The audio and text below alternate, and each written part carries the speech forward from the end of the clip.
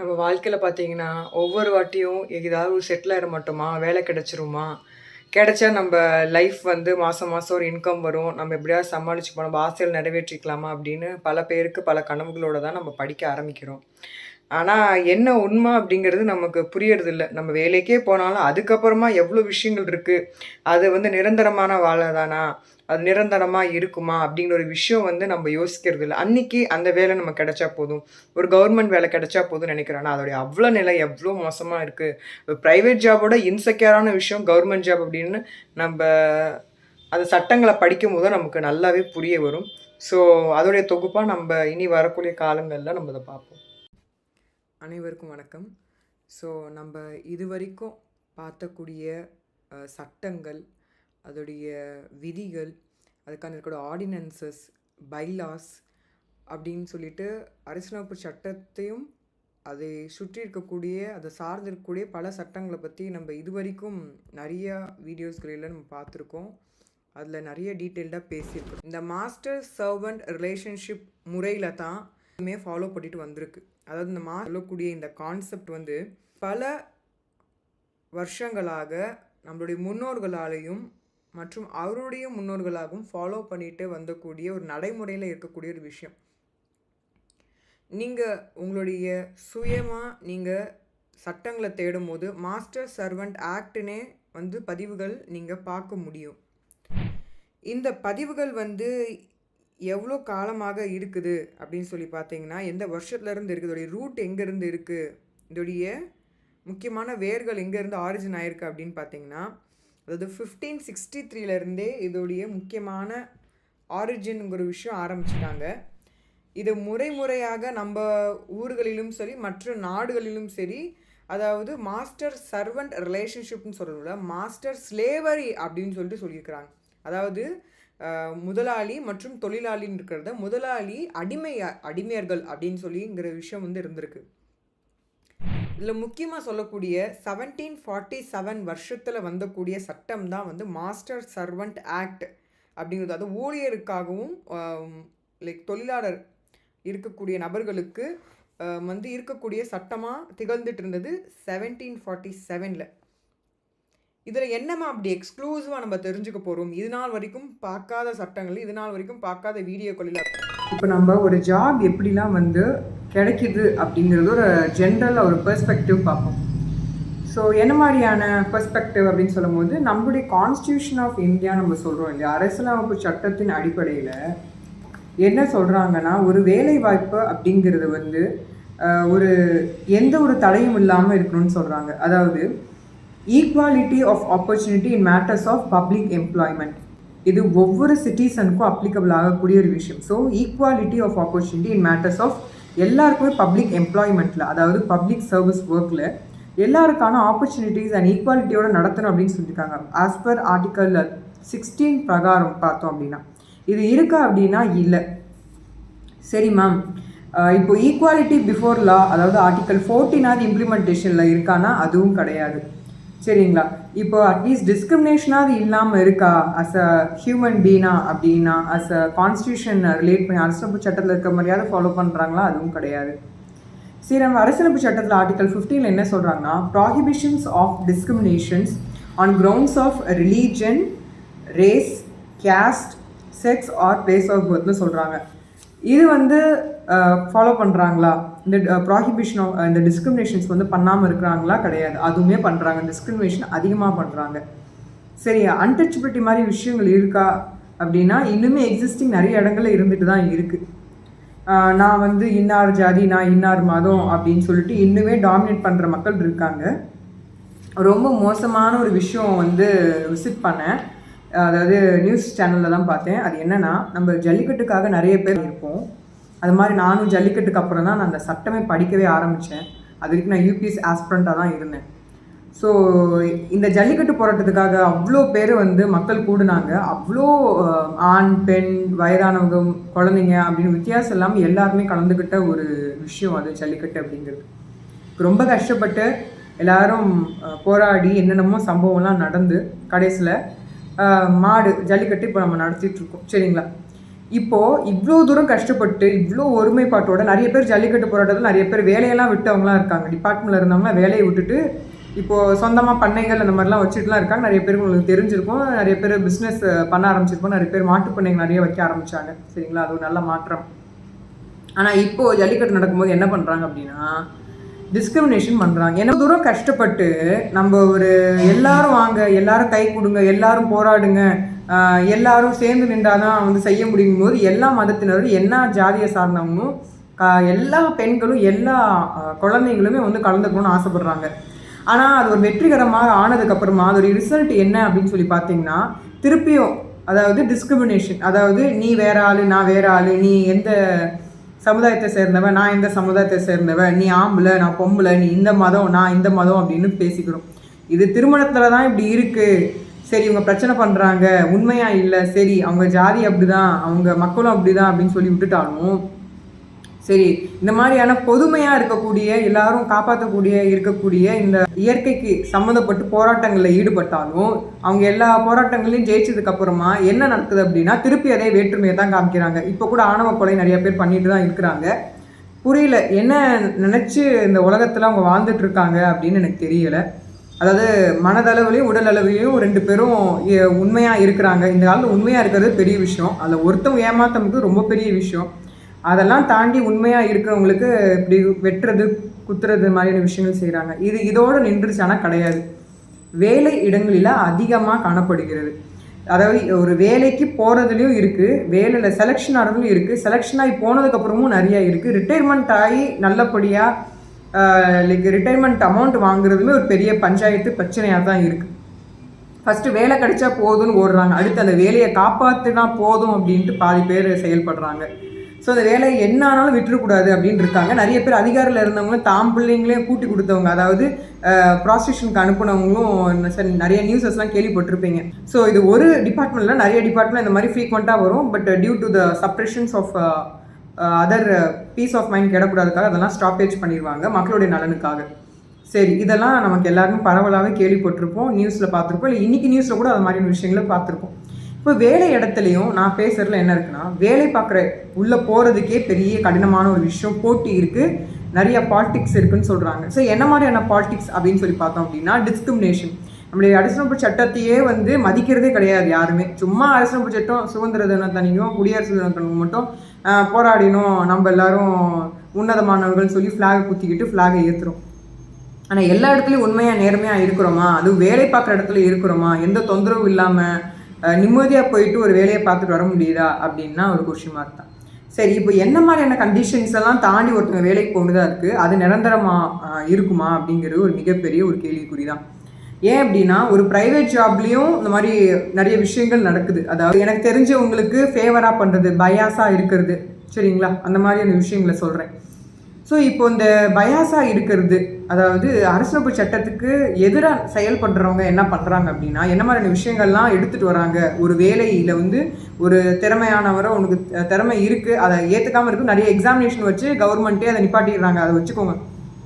ஏன்னா நார்த் சைட்லாம் நமக்கு நிறைய ப்ரிவலண்ட்டாக நம்ம நிறைய டிவி சேனல்ஸில் நியூஸில் லைவ்லலாம் பார்த்துருக்கோம்.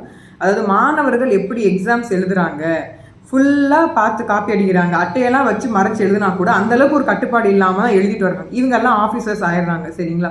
அதாவது ஊர்ப்புறங்கள்லேயே அந்த மாதிரி இருக்கும், நார்த் இந்தியன்ஸ் மட்டும் இல்லை, ஊர்ப்புறங்களே அந்த மாதிரியான விஷயங்கள் நடக்கும். சரி, அப்படியெல்லாம் படித்து பாஸ் பண்ணிவிட்டு வர, சரி பிட் அடித்து காப்பி அடித்து ஃபோனை பார்த்து இல்லைனா மற்றவங்களை எழுத வச்சு எப்படியோ பாஸ் பண்ணிடுறீங்க. சரி, அந்த வேலைக்கு வந்ததுக்கப்புறமா அது தகுந்த மாதிரி அந்த பதவிக்கு தகுந்த மாதிரி அந்த கொஷின் தகுந்த மாதிரி நடந்துக்கிறாங்களா, அதுவும் கிடையாது, சரிங்களா.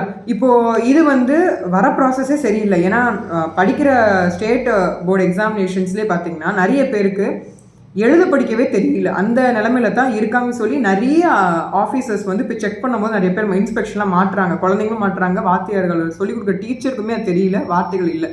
நீங்களே நிறைய பேர் காமெடியில் பார்த்துருப்பீங்க, இந்த மாதிரிலாம் இருக்குது. அப்போது இந்த மாதிரி இருக்கவங்க எப்படி எல்லாரும் சென்ட்ரல் கவர்மெண்ட் வேலைக்கு போகிறாங்க, எப்படி எல்லாரும் ஸ்டேட் கவர்மெண்ட் வேலைக்கு போகிறாங்க, கமிஷன் போகிறாங்க, எஸ்எஸ்சிக்கெலாம் போகிறாங்க அப்படின்னு சொல்லி பார்க்கும்போது ஒரு பெரிய கேள்விக்குறியாக இருக்குது. இதில் வேறு நெட்டு, செட்டு, நீட்டு, அப்புறம் கேட்டு, இந்த மாதிரி நிறைய எக்ஸாம்ஸ் வச்சுருக்காங்க. இதில் எப்படி பாஸ் பண்ணுறாங்க, எப்படி மார்க் எடுக்கிறாங்கன்னு யாருக்குமே தெரியல, சரிங்களா. அது ஒரு ஓஎம்ஆர் கோட் ஷீட் வச்சு பண்ணிட்டுருக்காங்க. ஸோ இதெல்லாம் இவ்வளோ இம்பார்ட்டண்ட்டாக as per constitution of India பிரகாரம் சரிங்களா? ஆஸ் பர் கான்ஸ்டியூஷன் பிரகாரம் எல்லாருக்குமே ஆப்பர்ச்சுனிட்டி இன் பப்ளிக் எம்ப்ளாய்மெண்ட்டில் இருக்கணும்னு சொல்லியிருக்கிறாங்க. அது நான் சொல்லலை, ஆர்டிகல் 16 சொல்லியிருக்காங்க. என்ன மாதிரியான விஷயங்களில் பார்த்தீங்கன்னா, equality of opportunity matters of public எம்ப்ளாய்மெண்ட்டில் there shall be equality of opportunity for all citizens in matters relating to the employment or appointment of any office under the ஸ்டேட்டில் யாராக இருந்தாலும் அவங்களுக்கு ஈக்குவல் ஆப்பர்ச்சுனிட்டி தரணும்னு சொல்லியிருக்காங்க. So no citizen on grounds of religion, caste, sex, descent, place of birth, resident or any of them be ineligible or discriminated against in respect of any employment or office under the state. ஒரு state, Tamil Nadu state, Kerala state, Karnataka state அப்படின்னு சொல்லி இருக்கிற இடங்களில் இந்த grounds வச்சு அவங்கள வந்து நிராகரிக்க கூடாதுன்னு சொல்லிட்டு நம்மளுடைய அரசியலமைப்பு சட்டம் சொல்லியிருக்கு.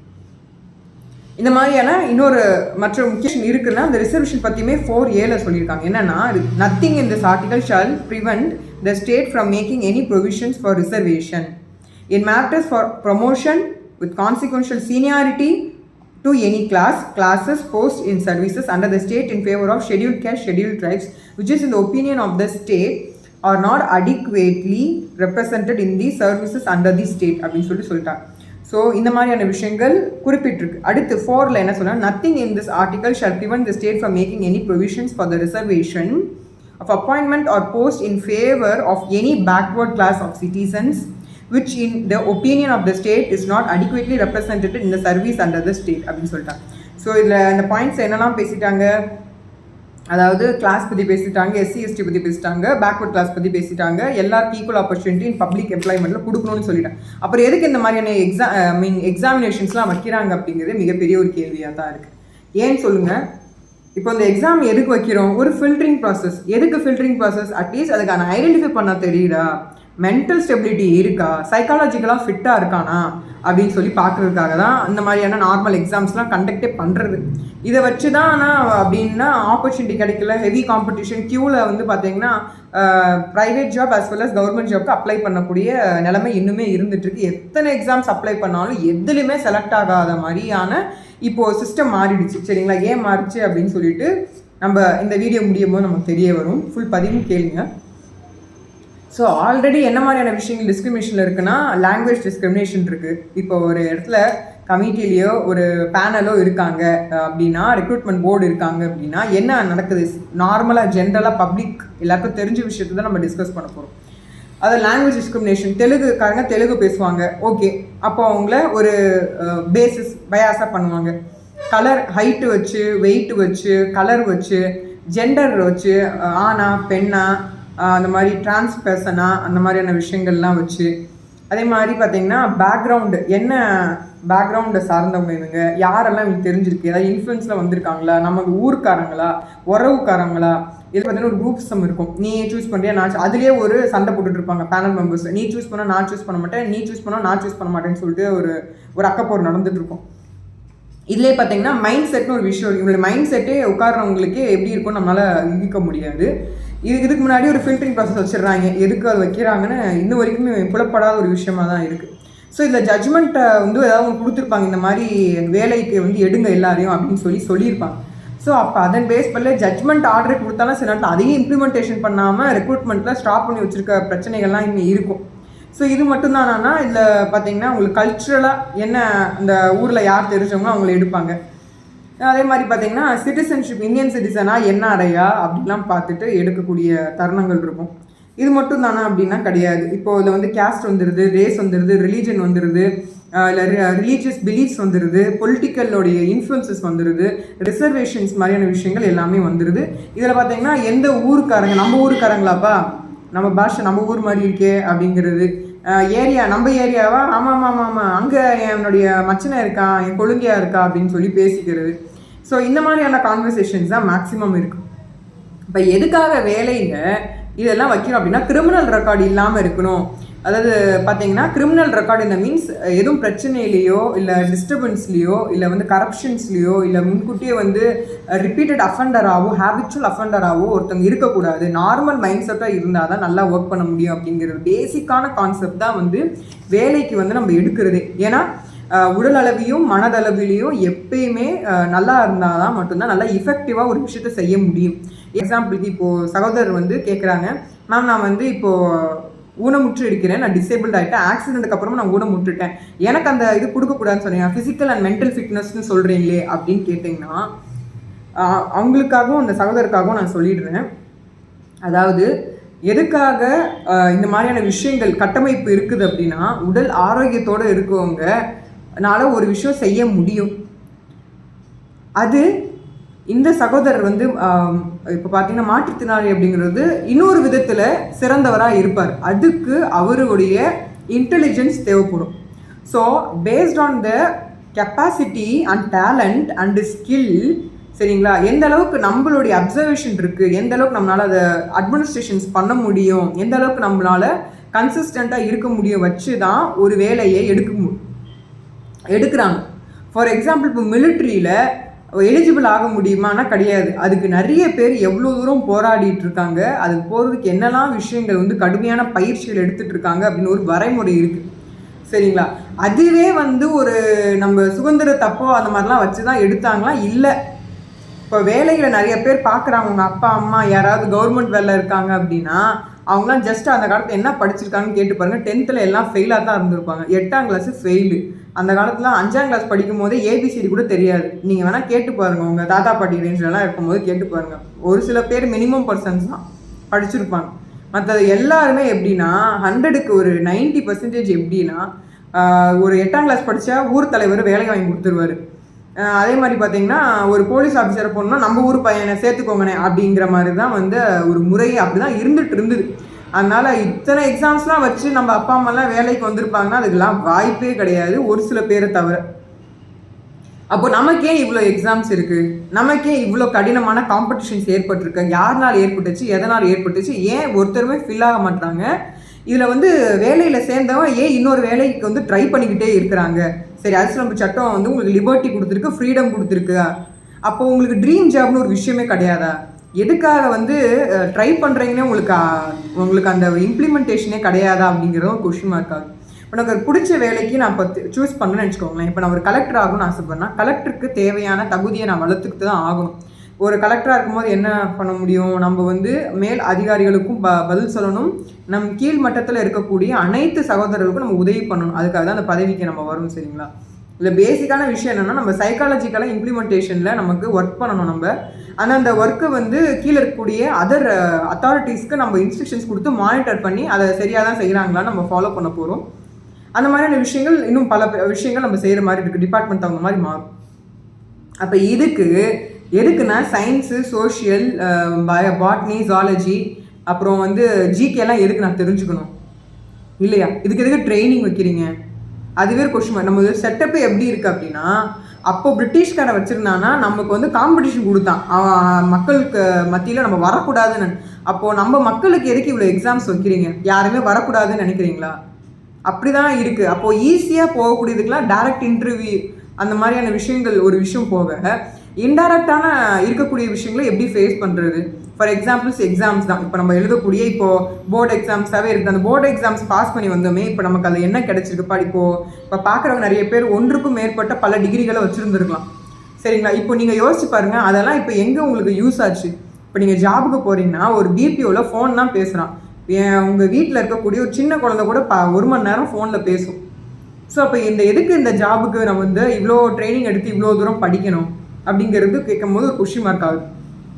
ஸோ பேசிக்காக இந்த ஜாப்ஸ் எல்லாம் எதுக்காக வச்சுருந்தாங்க, ஃபில்டரிங் வச்சுருந்தாங்க அப்படின்னா, யாருமே வேலைக்கு வரக்கூடாதுல, படித்தவங்களுக்கு வேலை கொடுப்பதற்காகவும் அவங்களுடைய நல்ல ஒழுக்கத்தோடையும் நல்ல எண்ணத்துலையும் இருக்கிறாங்களா, அந்த பதவிக்கு வந்து உண்மையாக நேர்மையாக இருப்பாங்களா, அவங்களுக்கு அந்த மைண்டு வந்து ப்ராப்பராக இருக்கா, மைண்ட் செட் ப்ராப்பராக இருக்கா அப்படிங்கிறதெல்லாம் பார்ப்பாங்க. இந்த இதில் தான் வந்து ஒருத்தவங்களை வேலைக்கு எடுக்கிறது. இப்போ எந்த எக்ஸாம் இப்போது வந்து எவ்வளோ எக்ஸாம்ஸ் நிறைய பேர் அப்ளை பண்ணுறாங்க, அவங்களுக்குள்ள வேலை கிடைக்கும். ஒருத்தன் வந்து பார்த்தீங்கன்னா பின்னாடி வந்து பிட் அடிச்சிருப்பான், இல்லை யார்கிட்ட கேட்டு படிச்சிருப்பான், அவன் பார்த்தா கவர்மெண்ட் ஜாப்லேயோ இல்லை ப்ரைவேட் ஜாப்லேயோ ப்ளேஸ் ஆகிட்டு ₹1,00,000 சம்பாதிச்சிட்டு இருப்பான். அப்போது இந்த இடத்துல என்ன லேக் ஆகுது, யார் பண்ணுற தப்பு, எதனால்? இப்போ பார்த்தீங்கன்னா போலியாக ப்ரொடியூஸ் பண்ண ஃபேக் டாக்டர்ஸ் பார்க்குறோம், ஃபேக் அட்வொகேட்ஸ் பார்க்குறோம், ஃபேக்காக இருக்கக்கூடிய டீச்சர்ஸ் பார்க்குறோம். இப்போலாம் ரீசெண்ட் டைம்ஸில் நிறைய யூனிவர்சிட்டிஸில் ஒரே ப்ரொஃபஸரோட பேர் போட்டு, அவங்க படிக்காதவங்க அதே ப்ரொஃபஸரை 10 பேர் 11 இடத்துல வந்து போட்டிருக்காங்க. அப்போ அந்த இடத்துல எஜுகேஷன் சிஸ்டம் எப்படி இருந்திருக்கும்?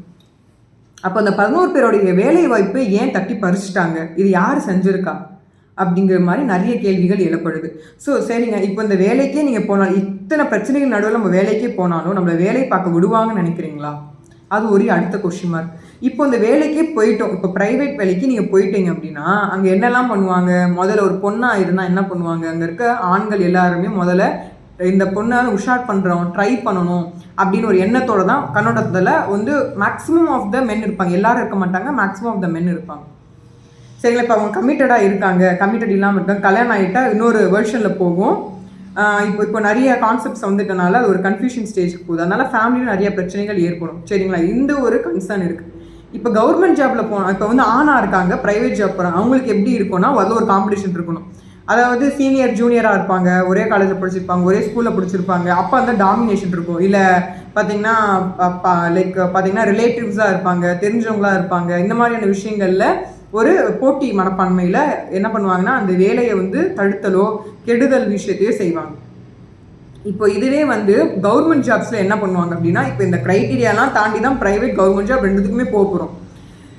இப்போது இந்த அரசமைப்பு சட்டத்தில் வந்து மதிக்காத தன்மையில் தான் இருக்கிறாங்க. ஸோ உள்ளே போயாச்சு. கவர்மெண்ட் ஜாபில் ஒரு பெண் போனாங்கன்னா என்ன ஆகும் அப்படின்னா ஒரு மட்டம் தான் தட்டுவாங்க.